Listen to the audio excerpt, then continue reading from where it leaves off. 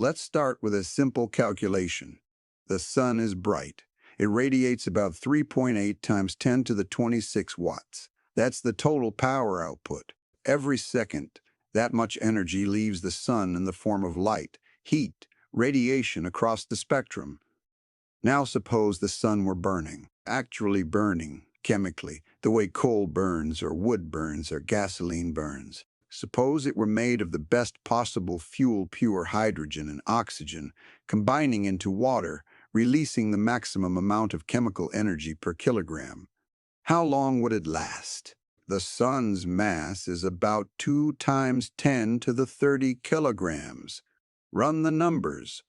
Calculate how much energy you'd get from burning that entire mass chemically, then divide by the power output. You get about 15,000 years.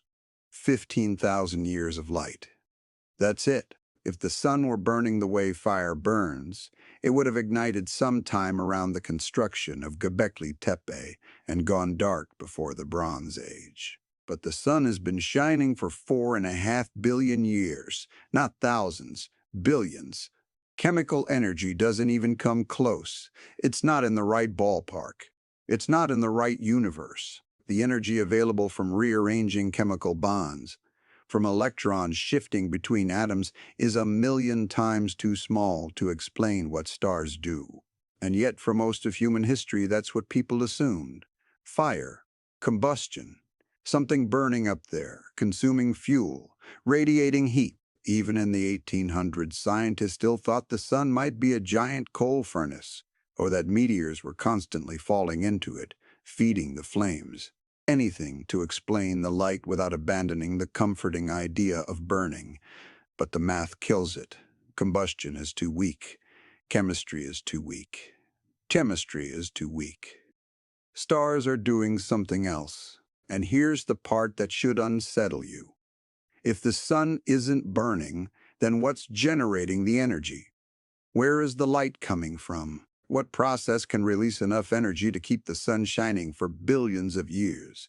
You need something stronger than chemistry, something that doesn't run out in thousands of years, something capable of producing 1,000,000 times more energy from the same amount of matter. And the only place you can get that kind of energy is not from rearranging atoms, it's from destroying them. Forget energy for a moment. Forget light. Focus on gravity.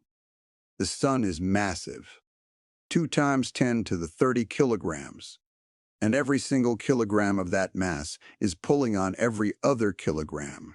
Gravity is attractive, relentless. It doesn't turn off. It doesn't weaken unless you increase distance. So every particle in the sun is being pulled inward, toward the center, toward every other particle. The surface is being pulled down by everything beneath it. The core is being compressed by everything above it. There's no part of the sun that isn't being squeezed from all directions by its own weight. This is not a stable configuration. Gravity wants the sun to collapse, to contract, to pull all that mass into the smallest possible volume. If gravity were the only force acting, the sun would implode, not over billions of years, quickly, catastrophically. In fact, that's exactly what happened when the sun formed. 4.5 billion years ago, there was no sun.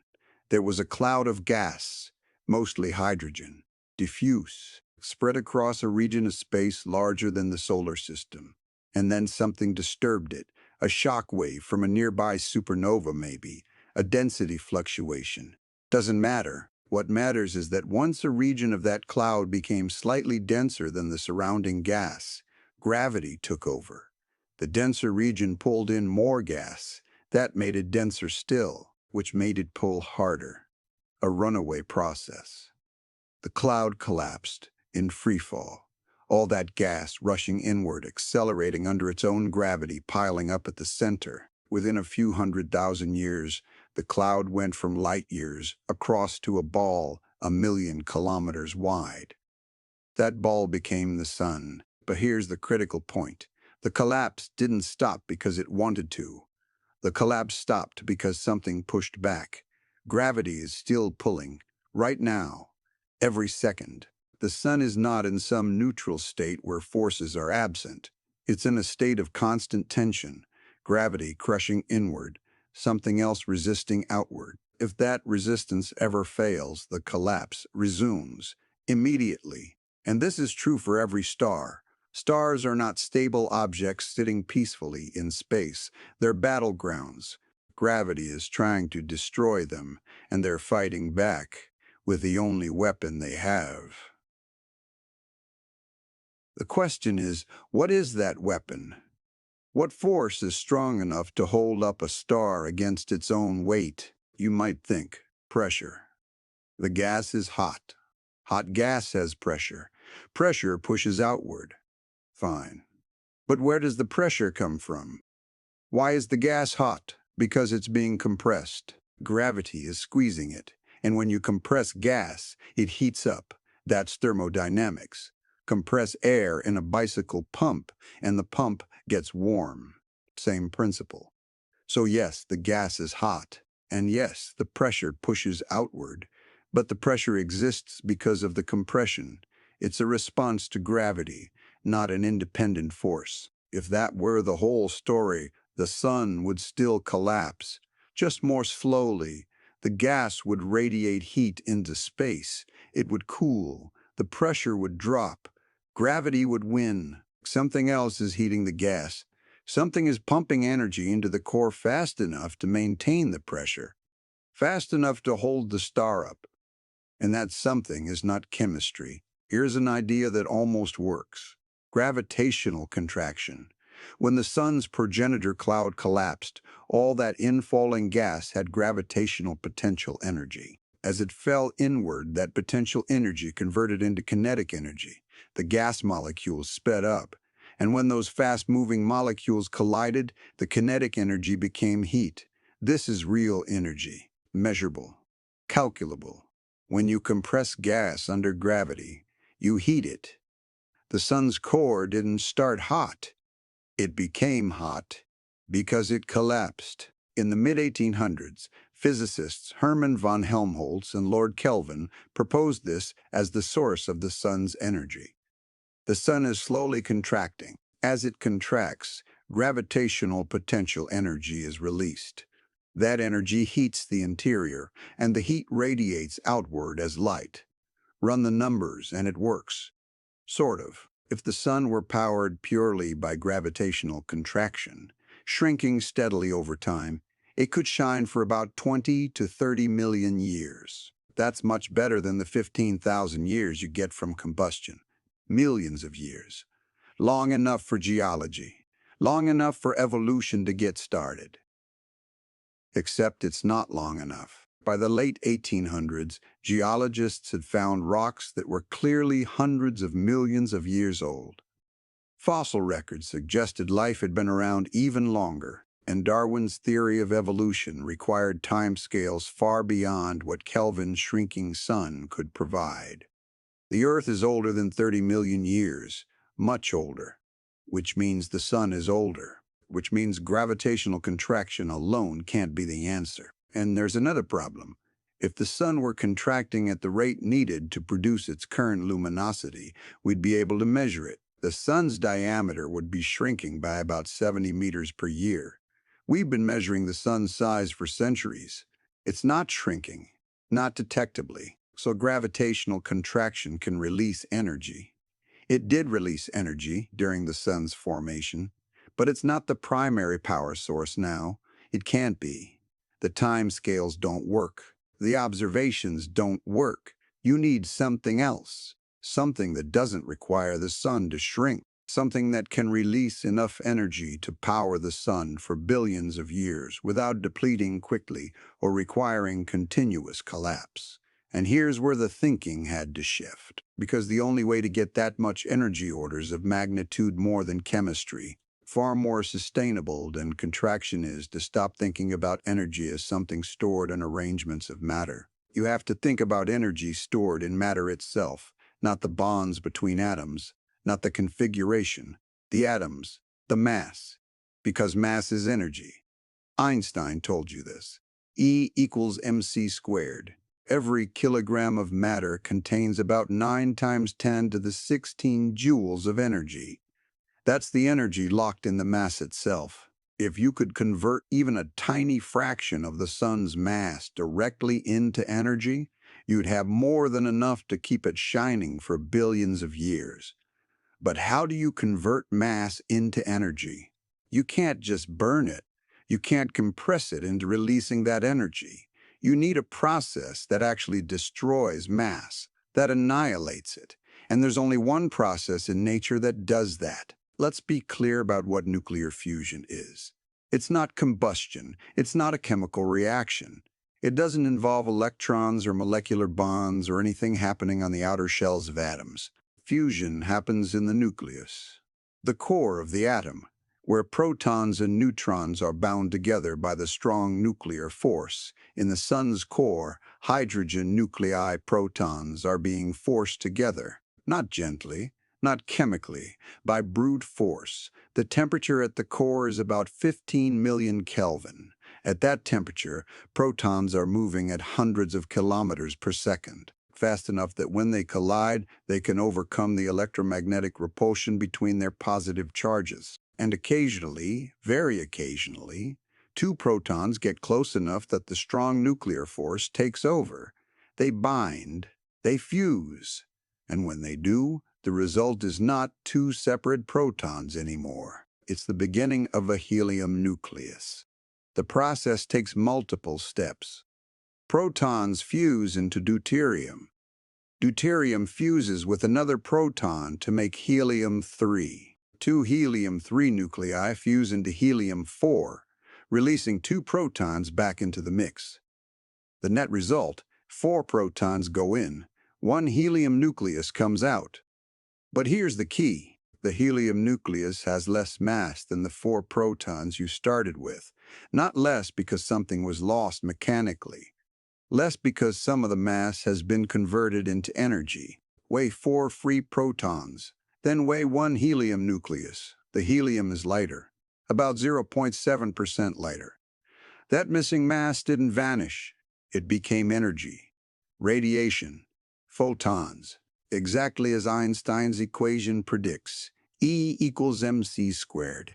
The mass deficit times the speed of light squared gives you the energy released. And because the speed of light squared is an enormous number 9 times 10 to the 16, even a tiny amount of mass converts into a staggering amount of energy. Every second, the sun fuses about 600 million tons of hydrogen into helium.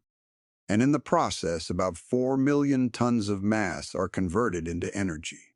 4 million tons every second.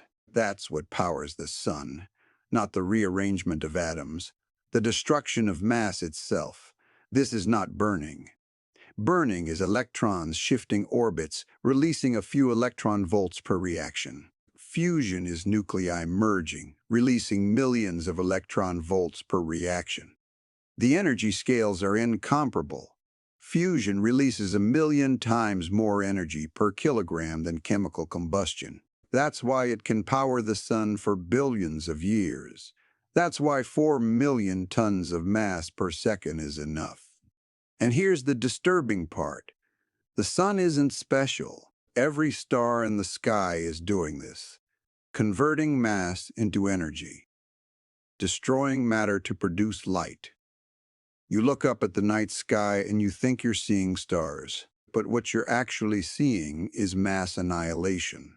Hydrogen nuclei being crushed together so violently that they cease to exist as separate particles and become something lighter, and the missing mass radiates outward as light. That light takes tens of thousands of years to escape the sun's interior, scattering off particles, being absorbed and re-emitted, working its way from the core to the surface, and then it travels for 8 minutes across empty space and hits your eye.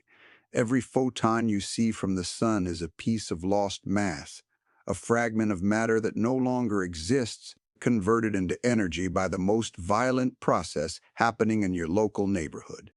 But fusion doesn't just generate energy. It does something else, something crucial.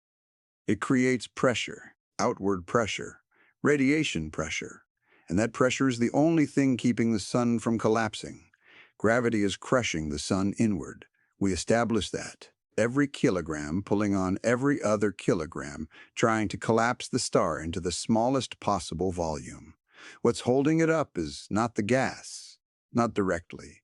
Yes, the gas is hot. Yes, hot gas has thermal pressure, particles moving fast, colliding with each other, creating an outward push. That's part of it. But the dominant force resisting gravity in the sun's core is not the pressure from moving particles. It's the pressure from radiation. Photons have momentum. Not much, they're massless, but they carry momentum proportional to their energy. And when a photon collides with a particle, it transfers that momentum. It pushes. In the sun's core, fusion is producing photons, gamma rays initially, extremely high energy. Those photons collide with protons, with electrons, with helium nuclei. They scatter, they're absorbed and re-emitted. And every collision exerts a tiny push outward. There are so many photons being produced, so much radiation flooding the core, that the cumulative pressure from all those tiny pushes is enormous, comparable to the gravitational force trying to compress the core. This is radiation pressure, and it's what holds the star up. Without fusion, there would be no radiation pressure. The core would cool. Thermal pressure alone wouldn't be enough. Gravity would win. The star would contract. But fusion keeps the core hot, keeps it flooded with high-energy photons, and those photons push outward, resisting gravity's inward pull. The star is in hydrostatic equilibrium. At every point inside the sun, the inward gravitational force is exactly balanced by the outward pressure thermal plus radiation. Not approximately balanced, exactly balanced. If the pressure were slightly higher, the star would expand. If it were slightly lower, the star would contract.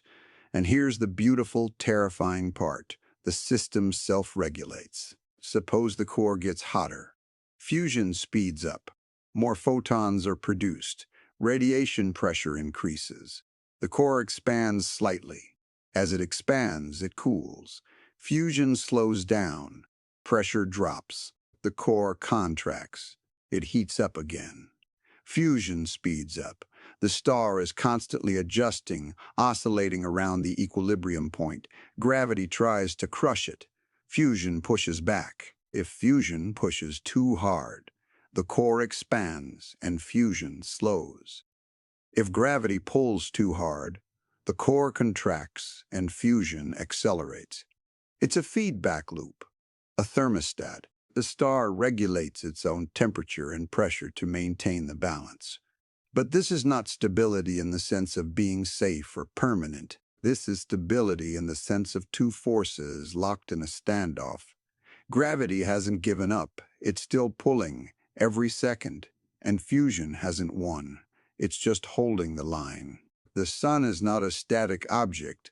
It's a dynamic equilibrium, a battleground where gravity and radiation pressure are matched, but only because fusion is constantly destroying mass and converting it into the photons that generate the pressure. And here's what you need to understand. The light you see from the sun is not waste. It's not a byproduct. It's structural. The sun shines because if it didn't shine, it would collapse. The light is the radiation pressure escaping from the surface, and that escaping pressure is continuously replenished by fusion in the core. Starlight is an output. It's the consequence of the star holding itself up. You see stars because they're fighting gravity, and the weapon they're using is light. If fusion stops, the light stops. And if the light stops, the pressure drops. And if the pressure drops, gravity wins. You think of stars as stable, eternal, fixed points in the sky, unchanging across human lifetimes, across civilizations. But they're not stable. They're in equilibrium. And equilibrium is not the same thing as stability. Equilibrium means forces are balanced. Right now, at this instant. But that balance is contingent, fragile.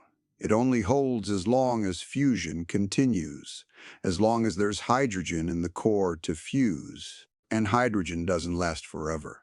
The sun has been fusing hydrogen for 4.5 billion years. It has enough hydrogen left in its core to continue for another 5 billion. That sounds like a long time. And it is, but it's not forever. Eventually, the core runs out of hydrogen. The fusion stops, and the moment fusion stops, the radiation pressure drops. Gravity doesn't wait. There's no grace period.